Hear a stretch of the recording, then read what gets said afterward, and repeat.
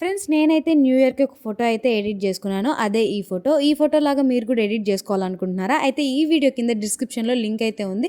ఆ లింక్ని అయితే ఓపెన్ చేయండి. ఓపెన్ చేయగానే ఇలా అయితే వస్తుంది. ఇంకా అక్కడైతే మీకు కనపడుతుంది కదా న్యూ ఇయర్ ఫోటో ఎడిటింగ్ 2025 అని. ఇంకా దాన్ని అయితే క్లిక్ చేసి మెల్లగా పైకి అయితే స్క్రోల్ చేయండి. చేస్తే ఇంకా అక్కడైతే బ్యాక్గ్రౌండ్ కనపడుతుంది. దాన్ని లాంగ్ ప్రెస్ చేసి డౌన్లోడ్ చేసుకోండి. అవి డౌన్లోడ్ చేసుకున్నాక బ్యాక్ వచ్చేసి పిక్సార్ట్లోకి అయితే రండి. వచ్చేసిన తర్వాత అక్కడ ఎడిట్ ఫోటో అని ఉంది కదా, దాని ఫస్ట్ ఆప్షన్ క్లిక్ చేయండి. మనం ఇందాక డౌన్లోడ్ చేసుకున్నాం కదా, ఆ బ్యాక్గ్రౌండ్ సెలెక్ట్ చేసుకొని మన ఫోటో అయితే సెలెక్ట్ చేసుకోవాలి. నేనైతే ఈ ఫోటో సెలెక్ట్ చేసుకున్నాను.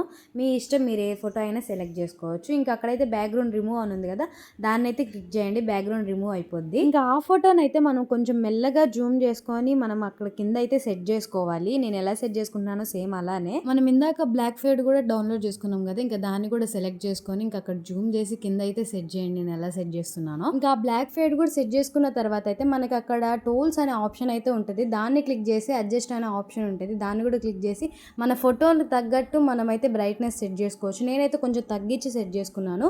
మరి మీ ఇష్టం. మనకైతే న్యూ ఇయర్కి ఫోటో అయితే ఎడిట్ అయిపోయింది. ఇంకా అక్కడైతే డౌన్లోడ్ ఆప్షన్ ఉంది, డౌన్లోడ్ చేసుకోండి. అంతే ఈ వీడియో. Bye bye.